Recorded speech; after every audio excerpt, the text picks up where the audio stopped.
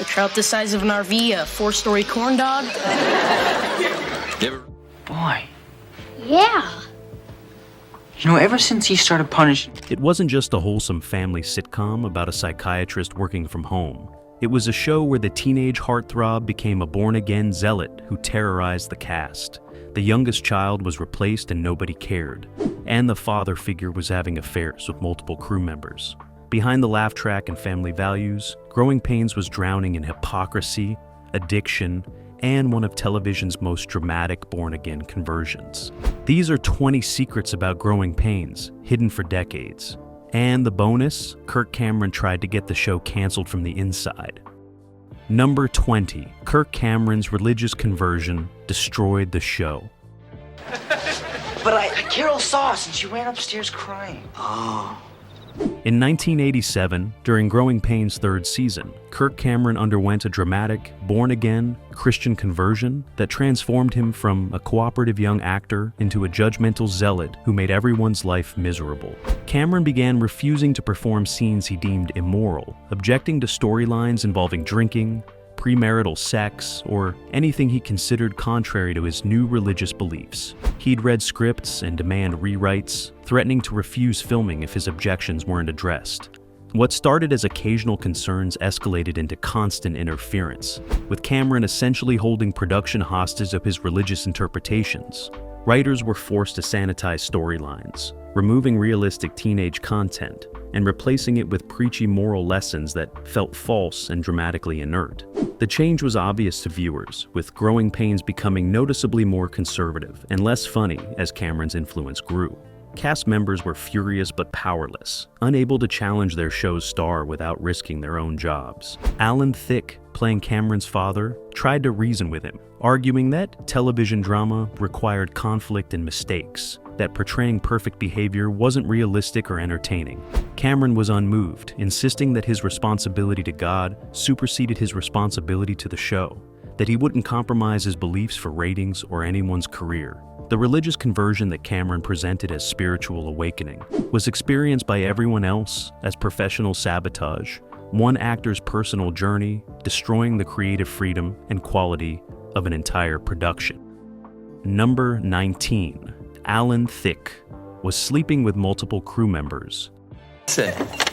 Dear Miss Malone, I've never really given much thought to kitty litter. Carol's actually making a friend who has some real influence on her. Oh, how wrong you... While playing Jason Seaver, the perfect father and devoted husband, Alan Thicke was conducting multiple affairs with crew members, creating a toxic work environment of jealousy, favoritism, and exploitation. Thicke used his star power to pursue relationships with production assistants, script supervisors, and wardrobe staff, women who couldn't refuse his advances without risking their jobs. The affairs were open secrets on set, with crew members knowing exactly which women Thicke was currently involved with, and watching the awkwardness when previous conquests had to continue working alongside newer interests. Thicke's behavior created a hostile workplace for women, who had to navigate his attention without offending him or appearing to use relationships for professional advancement. Some women who rejected Thicke's advances found themselves marginalized or transferred to other productions, while those who accepted his attention received preferential treatment that bred resentment among other crew members. Joanna Kearns, who played Thicke's wife Maggie, was disgusted by his behavior, but contractually unable to speak publicly without violating non-disparagement clauses. She maintained professional distance from Thicke off-camera, their on-screen marriage warm, while their real relationship was cold and strained by his serial infidelity and abuse of power. The hypocrisy of Thicke playing a moral authority figure while behaving reprehensibly off-camera was lost on no one who worked on Growing Pains, but fear of retaliation kept everyone silent. Years later, after Thicke's death, some women finally discussed their experiences, describing a work environment where female crew members were essentially fair game for the male star's predatory behavior. Number 18, the youngest Seaver child, was replaced and erased. Well, I don't mean to break up the fun, but we've got a long drive to Washington. So why do you think she stopped? I mean, she was home free. Maybe she was scared. Growing Pains originally featured 4 Seaver children: Mike, Carol, Ben, and the youngest. A toddler who appeared in early episodes but was quietly replaced after season 1 with no explanation. The original child actor was simply written out, replaced by twins who played a completely different younger child, Chrissy, introduced as if she'd always been there. Viewers who remembered the original youngest Seaver were confused, but most audiences simply accepted the replacement without questioning what had happened to the first child. The erasure wasn't due to the child actor's performance, but because producers decided they wanted a different gender and age for the youngest Seaver. The original child was a boy, but they wanted a cute little girl for storylines they were developing. Rather than age up the existing character or acknowledge the change, they simply pretended the first child had never existed, replacing him with twins, playing a daughter as if collective amnesia would prevent anyone from noticing. This casual disposal of a child actor, treating them as completely replaceable and not worthy of explanation, exemplified how Growing Pains valued convenience over consistency or respect for even its youngest cast members. The replaced child's parents were understandably devastated, their son's brief television career ending abruptly, with no warning or opportunity to say goodbye. Years later, when fans discovered the replacement through old episode comparisons, the show's creators claimed it had always been the plan to swap children, a lie contradicted by early promotional materials that featured the original youngest Seaver prominently. Number 17. Tracy Gold's eating disorder nearly killed her.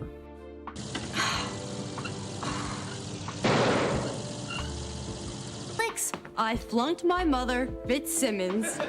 Chris, if you want help, there's... Tracy Gold, who played Carol Seaver, developed anorexia nervosa during Growing Pains' run, a disorder that became so severe it nearly killed her and should have shut down production, but didn't.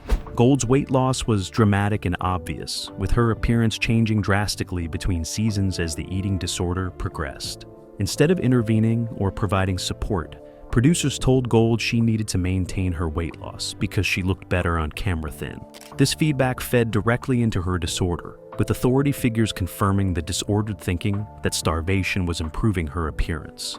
As Gold's weight dropped to dangerously low levels, costume designers struggled to hide her emaciated frame, using baggy clothing and strategic camera angles to minimize how skeletal she'd become. Cast members were horrified, watching Gold deteriorate while producers prioritized filming schedules over her health. Alan Thicke and Joanna Kearns tried to intervene, but Gold's parents were in denial, and producers were unwilling to delay production for treatment. The situation reached crisis point when Gold collapsed on set from malnutrition, requiring hospitalization that finally forced a production hiatus. Even then, pressure mounted for Gold to return to work before fully recovering, with producers suggesting her absence was costing jobs and threatening the show's survival. Gold has spoken extensively about this period, describing how Growing Pains' environment contributed to and enabled her eating disorder, that the show treated her illness as an inconvenience rather than a medical emergency requiring compassion and proper care. Number 16. Kirk Cameron got Julie McCullough fired for posing in Playboy. How to do my elbow. Oh? Let me see. Dearly beloved. I do. Julie McCullough joined Growing Pains in Season 6 as Mike's girlfriend Julie Costello, a character meant to become a series regular. She appeared in multiple episodes, becoming integrated into storylines and developing chemistry with the cast. Then Kirk Cameron discovered that McCullough had posed for Playboy magazine several years earlier, before being cast on the show. Cameron was outraged, viewing her past as immoral and incompatible with his Christian values. He demanded that producers fire McCullough immediately, refusing to continue working with someone who'd posed nude regardless of when it had occurred. Producers initially resisted, arguing that McCullough past was irrelevant to her current work, and that firing her would be unjust and legally problematic. But Cameron threatened to quit if McCullough remained, and Growing Pains couldn't survive without its star. McCullough was fired mid-season with her character abruptly written out, storylines involving her abandoned and her professional reputation damaged by the sudden dismissal. McCullough was devastated and angry, publicly discussing how Cameron's religious judgment had cost her a career-defining role. She hadn't hidden her Playboy past and had been hired with full knowledge of it, only to be fired when the show's star decided to impose his moral standards retroactively. The firing revealed Cameron's power over the production and his willingness to destroy someone's career over personal religious objections that had nothing to do with their current professional conduct. It also demonstrated how Growing Pains had become Kirk Cameron's personal platform for enforcing his interpretation of Christian morality, regardless of who got hurt in the process. Number 15. The show was nearly canceled after season 1. I hate psychiatric conventions, Maggie. Bad food, boring speeches, Okay. Not only did I get a great interview for the paper, but Senator Howard... Growing Pains premiered in September 1985 to terrible ratings and worse reviews, with critics calling it a generic family sitcom with nothing new to offer. ABC seriously considered canceling it after the abbreviated first season, viewing it as a failed experiment that wasn't worth continued investment. What saved Growing Pains was purely accidental timing. ABC's other shows were performing even worse, and the network needed something, anything, to fill Tuesday night slots while they developed replacements. Growing Pains got renewed by default, given a second season, not because anyone believed in it, but because canceling it would leave holes in the schedule that couldn't be quickly filled. The cast and crew learned about the renewal through trade publications rather than official notification, discovering they still had jobs only because they were the least bad option. This near-death experience should have motivated improvements and creative risks, but instead, it bred conservative caution, with producers terrified of making any changes that might give ABC an excuse to cancel them. The show that barely survived became even more generic and safe, playing to the broadest possible audience with the blandest possible storylines. Ironically, this timid approach worked, with Growing Pains gradually building an audience through sheer persistence and lack of alternatives. By season 3, when Kirk Cameron became a teen heartthrob, the show had transformed from expendable to valuable, but it never forgot how close it had come to cancellation, or how little faith the network had initially shown in its potential. Number 14. Andrew Koenig's depression was ignored by everyone. Mikey, I won't bother nobody. I'll just stay right here. Porter, I kissed Anne. Andrew Koenig, who played Mike's best friend Boner, was battling severe depression throughout his time on Growing Pains, showing visible signs that cast and crew either didn't recognize or deliberately ignored. Koenig would isolate himself between scenes, avoid eye contact, and sometimes appear on set clearly having been crying. His performance became increasingly erratic, with energy levels fluctuating wildly between takes and difficulty concentrating that affected his ability to remember lines. Rather than checking on Koenig's well-being or offering support, producers grew frustrated with his unreliability, viewing his struggles as unprofessionalism rather than symptoms of mental illness. Kirk Cameron, despite his proclaimed Christian values of compassion, never reached out to Koenig or showed concern for his obvious suffering. The cast's indifference to Koenig's mental state was particularly cruel, given that he was young, away from family support systems, and clearly struggling in ways that should have been obvious to anyone paying attention. After several seasons of deteriorating mental health, Koenig was essentially written out of the show, his character disappearing without explanation or proper conclusion. Years later, Koenig's depression worsened, leading to his tragic suicide in 2010. After his death, his father, Walter Koenig, publicly discussed how Growing Pains had been a difficult period for Andrew, that he'd felt unsupported and isolated during filming, that the show had exacerbated rather than alleviated his mental health struggles. The tragedy revealed how Growing Pains had failed one of its own, treating mental illness as an inconvenience rather than recognizing a young man desperately needing help that nobody bothered to provide. Number 13, Leonardo DiCaprio was hired to save the show. Seaver! Mr. Seaver! Excuse me! I'll see you now. She looks sick, take her! Give us just a second. There is no... By season 7, Growing Pains ratings were declining and cancellation seemed imminent. In a desperate attempt to attract viewers, producers added Leonardo DiCaprio as a homeless teen named Luke who gets adopted by the Seavers. The casting was purely cynical, bringing in a young, attractive actor to appeal to teenage girls the same way Kirk Cameron had earlier. DiCaprio was a serious actor who needed work and took the role despite knowing it was a gimmick, that he was being used as demographic bait rather than hired for his talent. His presence on Growing Pains was awkward from the start, with Luke feeling shoehorned into a family dynamic that had been established for years without him. The character made no sense narratively, a random homeless teen being adopted by a family with 4 biological children and no established interest in foster care or adoption. DiCaprio did his best with material that was beneath his abilities, but even his talent couldn't make Luke feel like a genuine Seaver or justify his existence beyond desperate ratings grab. Cast members resented DiCaprio's addition, viewing it as admission that the original cast wasn't enough to sustain the show. Kirk Cameron particularly disliked the teen heartthrob competition, seeing DiCaprio as threatening his status as the show's primary young male draw. The strategy failed, with ratings continuing to decline despite DiCaprio's presence. After 1 season, Growing Pains was canceled anyway, and DiCaprio moved on to a film career that would make his Growing Pains stint a forgotten footnote in his otherwise impressive resume.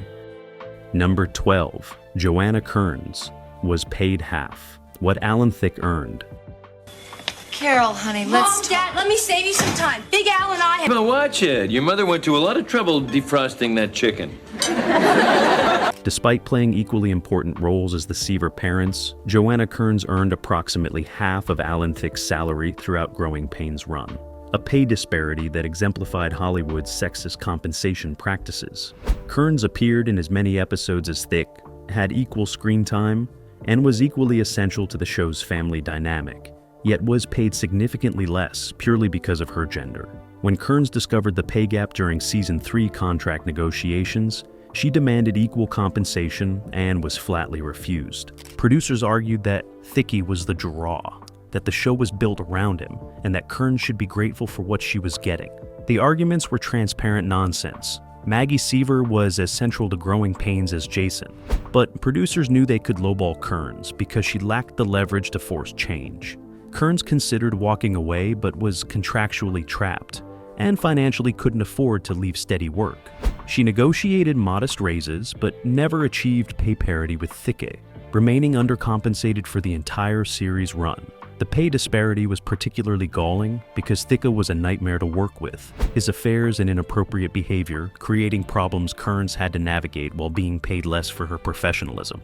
Years later, Kearns discussed the pay gap as one of her biggest regrets, wishing she'd fought harder or walked away rather than accepting institutionalized sexism that valued male actors double what female actors received for equivalent work. Number 11. The show's family values were completely fake. Hi, I rushed over as fast as I could. I'm gonna get right to the point. Kate, let's do it. Dad, I don't want you to be mad, but I can't find my history book. Why would I be mad? Growing Pains marketed itself as wholesome family entertainment, celebrating traditional values.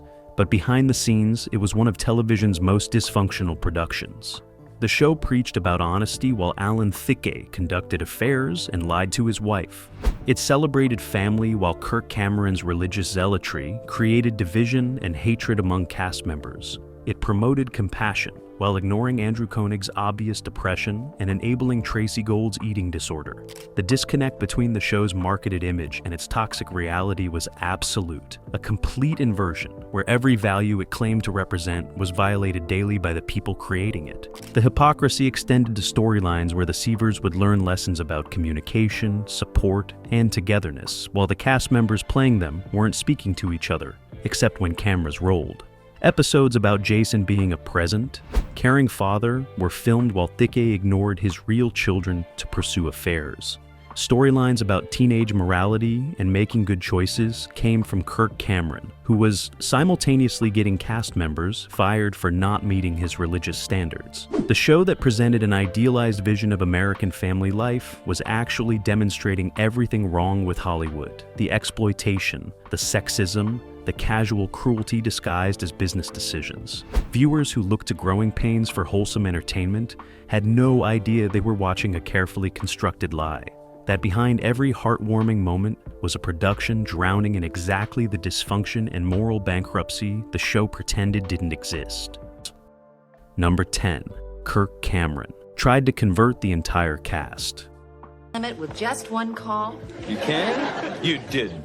Relax. We only shop the back. After his born-again conversion, Kirk Cameron didn't just impose his beliefs on storylines, but actively attempted to convert cast and crew to his fundamentalist Christianity, creating uncomfortable situations that crossed from sharing faith to aggressive proselytizing. Cameron would corner cast members in their dressing rooms to discuss their spiritual lives, leave religious literature in people's trailers, and organize Bible studies that felt more like mandatory attendance than voluntary gatherings. He particularly targeted younger cast members, viewing them as vulnerable to salvation messages, approaching them with friendship that revealed itself as conversion attempts.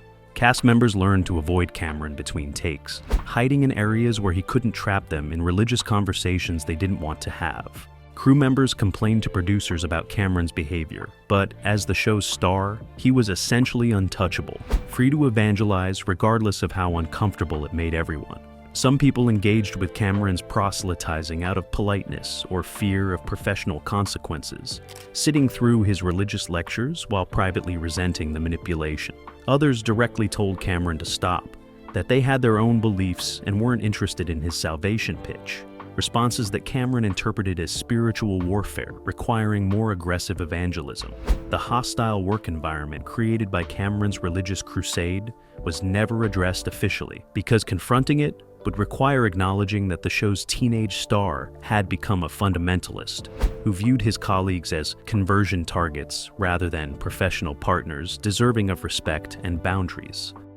On number 9, the show filmed in front of a miserable audience.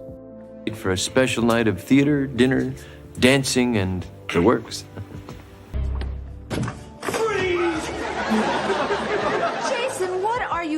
Unlike most sitcoms that energize studio audiences with warm-up, comedians, and enthusiasm, Growing Pains audiences were notoriously unhappy, subjected to long filming delays, technical problems, and cast conflicts that made watching the show live excruciating. Tapings regularly ran 5 to 6 hours instead of the standard 3, with audiences trapped in uncomfortable bleachers watching endless retakes and backstage arguments.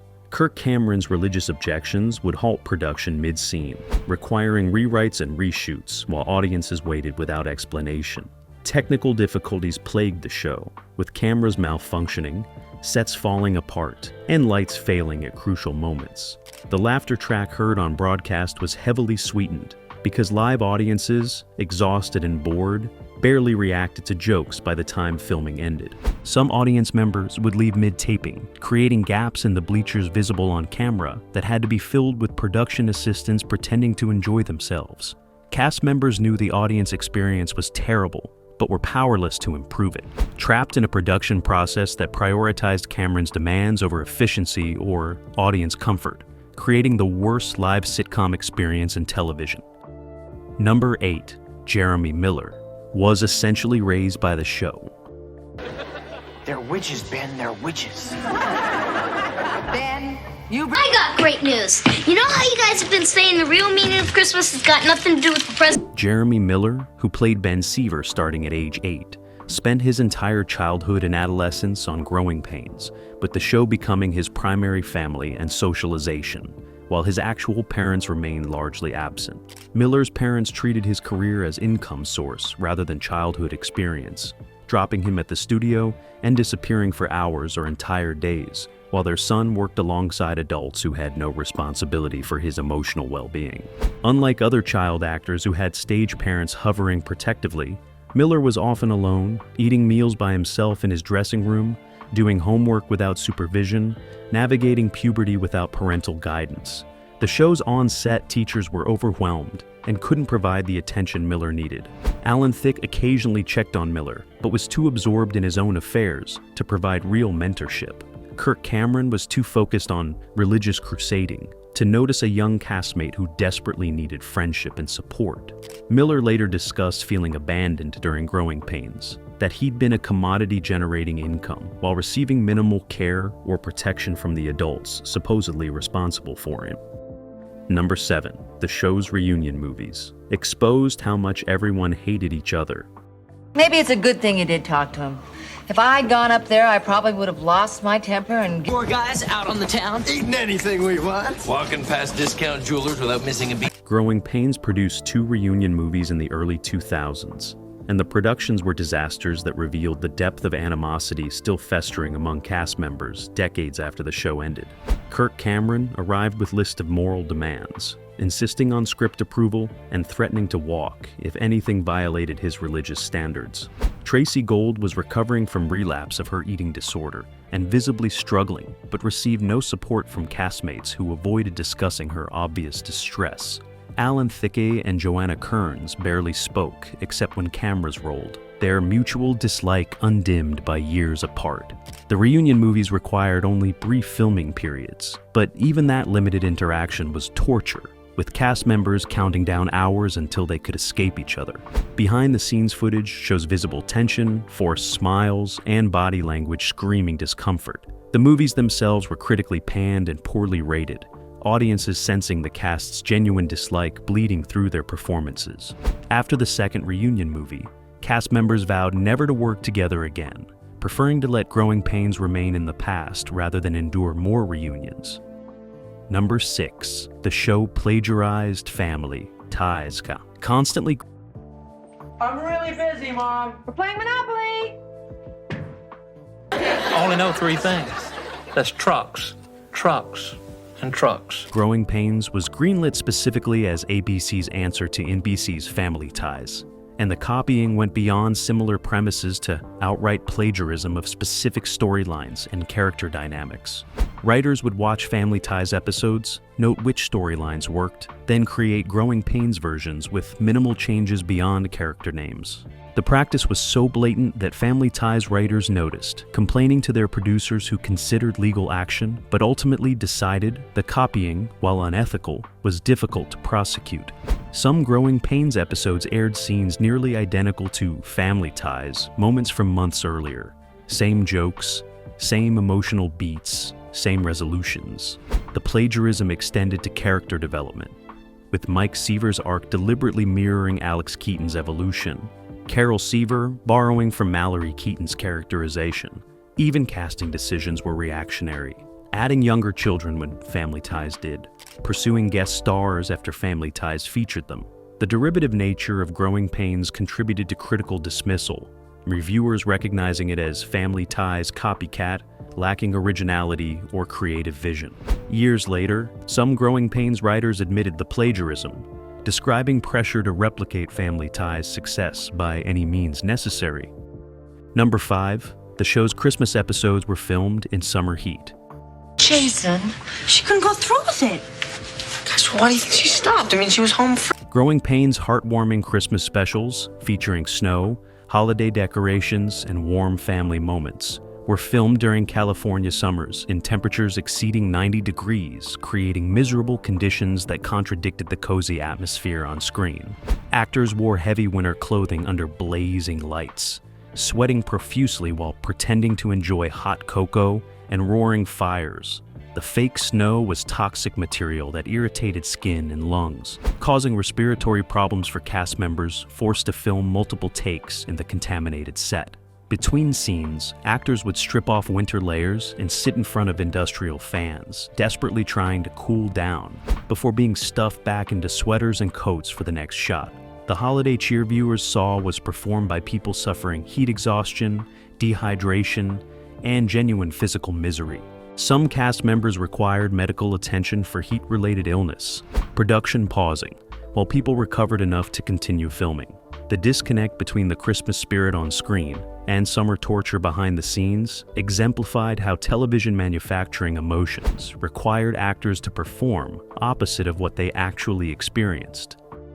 Number 4. Kirk Cameron's wife was hired. Kate, are you ready for the most exciting news in your entire life? What is it? I can't tell you. Despite no acting experience, Kirk Cameron married Chelsea Noble in 1991 and immediately demanded that producers hire her for Growing Pains, despite her having minimal acting experience and no chemistry with the cast. Noble was given a recurring role as Mike's girlfriend, Kate, a character specifically created to accommodate Cameron's insistence on working with his wife. The The nepotistic hiring angered other cast members who'd watch talented actresses audition and be rejected while Noble was simply handed a role because of who she'd married. Noble's inexperience showed painfully on screen, her line delivery wooden, timing off, presence uncomfortable in ways that made scenes with her noticeably worse than episodes without her. Directors struggled to work with Noble, her lack of training making her unable to take direction or adjust performances based on feedback. Other actors had to compensate for Noble's deficiencies, adjusting their own performances to make scenes work despite her dragging them down. The special treatment Noble received, being hired and protected despite poor performance, demonstrated Cameron's complete control over Growing Pains by its final seasons. His ability to impose personal decisions on professional production regardless of quality or fairness implications. Number 3. The show's final season was sabotaged by Kirk Cameron.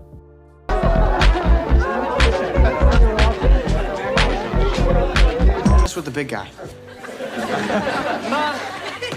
Could I have your attention? During Growing Pains' 7th and final season, Kirk Cameron actively sabotaged the show, refusing to promote it, skipping publicity events, and openly discussing in interviews how he'd outgrown the series and wanted it to end. His behavior was deliberate destruction, attempting to kill Growing Pains so he could pursue a film career without being contractually tied to television production. Cameron would show up late to filming, deliver lines with minimal effort, and generally demonstrate that he no longer cared about the show that had made him famous. His sabotage worked, with ratings declining as viewers sensed the star's disengagement and lack of enthusiasm. ABC canceled Growing Pains after season 7, exactly what Cameron wanted, freeing him from obligations he'd grown to resent. The cast and crew who lost their jobs because of Cameron's deliberate destruction were furious but powerless, watching their livelihoods disappear because one actor had decided the show wasn't worth his effort anymore. Cameron showed no remorse, viewing the cancellation as divine plan rather than consequence of his unprofessional behavior, completely unconcerned about the dozens of people whose careers he'd damaged through selfishness disguised as spiritual calling. Number 2. Alan Thicke died, never reconciling with the cast. In hockey with his teenage son in Burbank when he suffered an apparent heart attack. His death shocked. Leaders never win, Ben. I thought that was all you needed to know, but there is a lot more to it. Because when Alan Thicke died suddenly in 2016 from heart attack, his Growing Pains castmates released polite statements. But privately, many felt relief rather than grief. Their relationships with him so damaged by his behavior during the show that his death didn't inspire sadness. Thicke had never apologized for his affairs, his exploitation of crew members, or his failure to support cast members struggling with serious issues. He'd treated Growing Pains as extended pickup opportunity rather than professional obligation, leaving trail of damaged relationships and hurt people who never received accountability or amends. After the show ended, Thicke made minimal effort to maintain contact with former castmates, appearing at reunions only when paid, treating Growing Pains as embarrassing early career work rather than foundation of his success. His death meant that reconciliation would never happen, that women he'd exploited would never receive apologies, that cast members he'd hurt would never get closure. The outpouring of public grief from fans contrasted sharply with private reactions from people who'd actually worked with Thicke, who remembered not beloved TV dad, but difficult, selfish man whose charm masked serious character flaws. Number 1. Kirk Cameron refused all reunion attempts to control his image.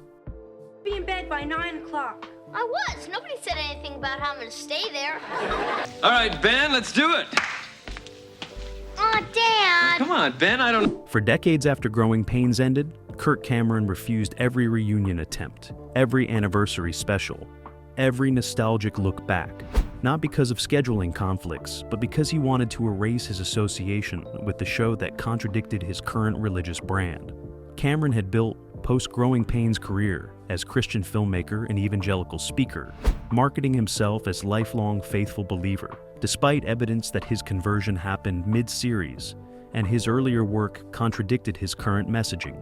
Participating in Growing Pains reunions would remind audiences that Cameron had once been secular teen heartthrob, rather than always religious figure he now claimed to be, undermining the narrative he had constructed about his life and faith journey. He particularly objected to reunion formats that would show old clips of pre-conversion, Kirk, the drinking episodes, the girlfriend storylines. The secular content that proved his religious transformation wasn't lifelong commitment, but mid-career reinvention. Cameron's refusal prevented comprehensive reunions, leaving cast members unable to properly commemorate the show or capitalize on nostalgia, opportunities his participation would have enabled. His control over his own image took priority over former colleagues' interests. Final demonstration of selfishness that had characterized his entire Growing Pains experience. Bonus fact: Kirk Cameron tried to get the show canceled from the inside. Yeah! You're never even gonna graduate. I bet you $50 I do. Dude Ranch? When you cook for 68 burly men with lassos, you learn to watch your biscuit. During Growing Pains' final seasons, Kirk Cameron's religious zealotry evolved from interfering with scripts to actively trying to destroy the show from within. He began deliberately sabotaging episodes by refusing to film scenes he deemed immoral, causing production delays that cost thousands of dollars daily. Cameron would arrive on set, read the day's script, then announce he couldn't perform certain scenes because they violated his Christian principles. Producers would scramble to rewrite on the spot, but Cameron's objections became increasingly unreasonable, extending to innocuous content like Mike attending parties or having normal teenage conversations. His goal was transparent: make Growing Pains so difficult and expensive to produce that ABC would cancel it, freeing him from his contract to pursue his religious film career. Cameron admitted years later in interviews that he'd wanted the show to end, that he viewed it as spiritually corrupting and incompatible with his faith journey. He actively prayed for cancellation, viewing it as God's will that Growing Pains should die so he could do meaningful Christian work. The internal sabotage worked, with production costs skyrocketing, quality declining, and network patience exhausting. When ABC finally canceled Growing Pains, Cameron celebrated it as answered prayer, completely unconcerned that his deliberate destruction had cost dozens of people their jobs and livelihoods. Growing Pains sold wholesome family values while hiding affairs, exploitation, eating disorders, and religious zealotry that destroyed careers and lives. Behind every heartwarming lesson was hypocrisy. Behind every laugh track was misery.